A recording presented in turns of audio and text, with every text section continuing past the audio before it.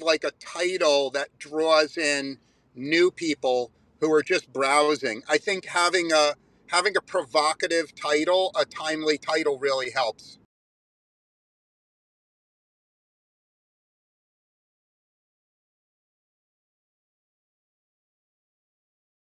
It's really funny. I've been driving a lot recently, and Spice, and I see. that's Hold on. why. I see an enormous number of like cars that like plow into the car in front of them, and every time I see it, I'm secretly wondering whether the person was on Clubhouse and they got too engrossed in the conversation, and that's why they got in an auto accident.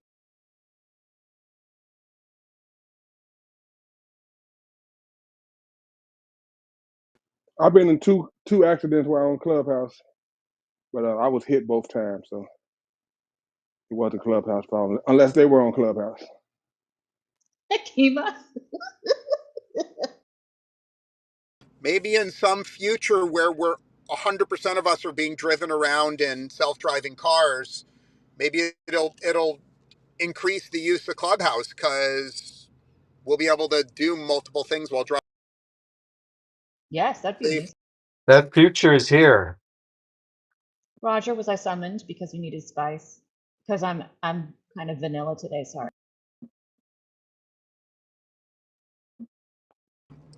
What I found is that when I'm in the back of an Uber, I usually don't use Clubhouse because I'm embarrassed by the stupidity of what's coming out of my mouth. So I don't even want an Uber driver to hear me on Clubhouse. But when I'm in the back of a Waymo and it's a robot driving me around, I put Clubhouse on speaker and I have no shame.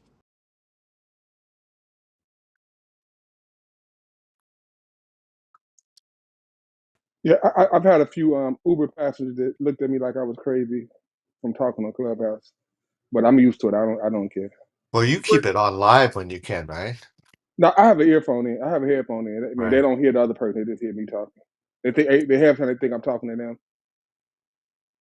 Is your vehicle an Uber X or is it like an Uber XL? No, I just got the Uber X. I don't have the big old truck now. I understand. I have a very quick question. Like, if you had like just an XL vehicle, like a minivan or something, like how, in your opinion, how much higher is your annual earnings if you're driving like a minivan instead of like a sedan? I don't think a minivan will qualify for XL. I don't think. I could be wrong, but I don't think so. It's more like the Cadillac trucks and the big Suburbans be the XLs. Maybe a minivan can, but either way, if it can or it can't, I know XLs. They do make more money per trip. They might have less trips, so they still might end up doing regular Ubers in between. But a XL trip is definitely like almost triple the cost of a regular X. Yeah, I've seen exactly that. I've seen exactly that, and it's interesting.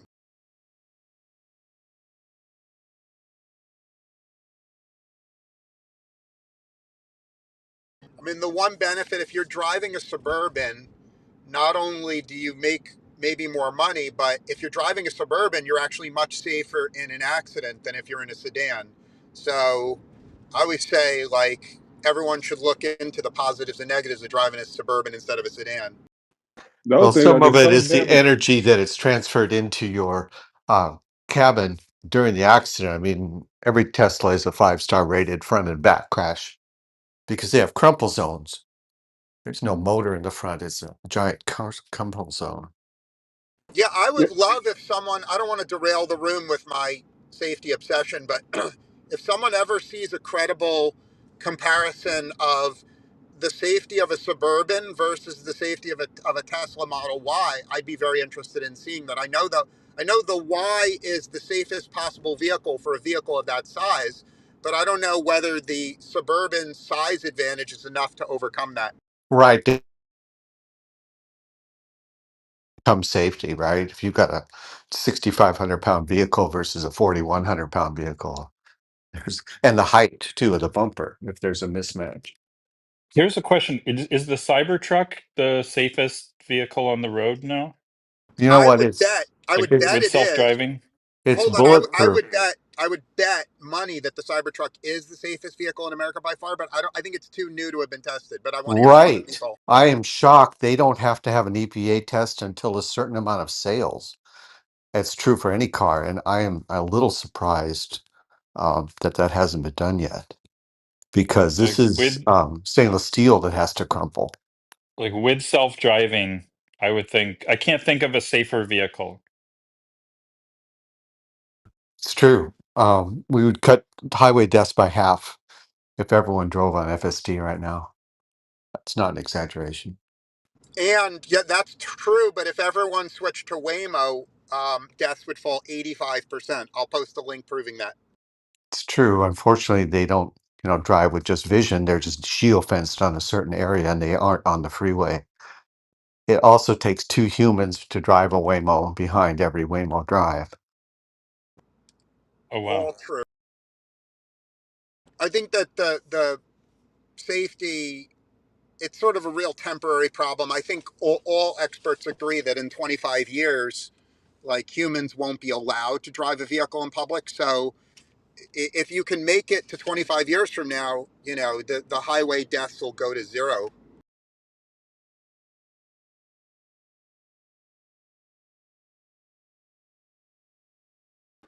Snoopy, I'm going to tell you something. That's not fucking evidence or Domingo or whatever your name is. It's Swiss Re is a reinsurance company. I know because I used to consult for them. Those are advertisements. Those are shit we make up in the claims area. We take a subset of data, cherry pick at it, stretch it, wrap it around, and then slap it in an article to try to sell it as a brochure.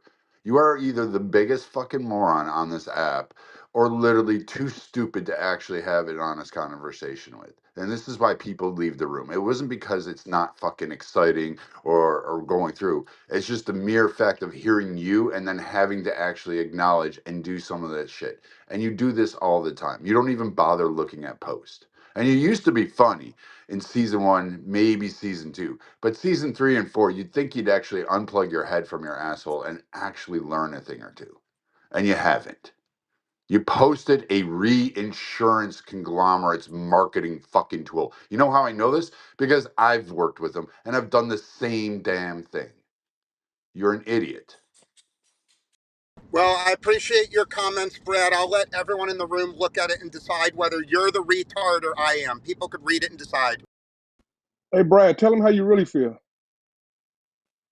I mean, I can make it clear. I mean, again, like all you have to do is just go look up. It's Swiss Re, which is a reinsurance company. What is a reinsurance company?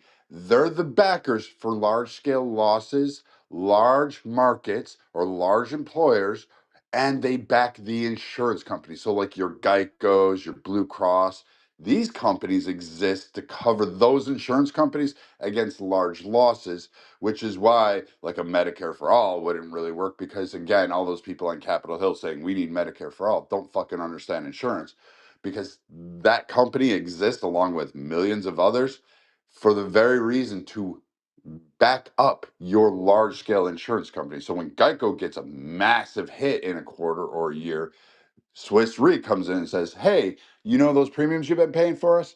We're going to cover you for your losses so you don't fail as a business and so you can keep insuring people." That's basically the gist of this. And what dipshit did at the top was post one of their marketing things that we make up to actually send out to potential clients like State Farm, like Geico. It's literally on our websites. It's literally there. This is what happens on Clubhouse, and I hate it all the time. People fucking cherry pick shit they have no knowledge of doing, and then say, "Here's my fucking proof," and you can read it in the chat, and then you look at it, and it's just the most retarded thing ever. So Brad, I mean, at best you have made an argument that his source may not be as credible as he thinks it is, but you haven't. So maybe you could say he needs to back up his argument a bit more, but you haven't in no way actually attacked his argument. You haven't shown anything contrary, any counter evidence, but you His have called a lot of argument. All names. right, so I'll do this to you now. I'll throw you in the same group. So his evidence is a marketing catalog from Swiss Re. That's his evidence that self-driving cars are going to be the future and they're safer and everything else. And he put that up there. And yes, we did take there is data that's pulled and cherry-picked and stretched and again wrapped around to make fucking dipshits like him buy into this idea that there's going to be this market, because guess what? There isn't a huge market share. And the reinsurance companies see an opportunity. We see high profits with low payouts, meaning I don't have to pay shit, because guess what? You still have to insure the fucking self-driving car, but there's not a whole lot of them. There's not a lot of states that are allowing them at any great length to actually operate on their own or in a conglomerate. Like, you're not driving down fucking highway I-80 seeing a self-driving semi or a station wagon full of kids or a school bus full of kids. So you're not seeing it. So guess what? Companies that are doing this are paying a fortune in, guess what, premiums.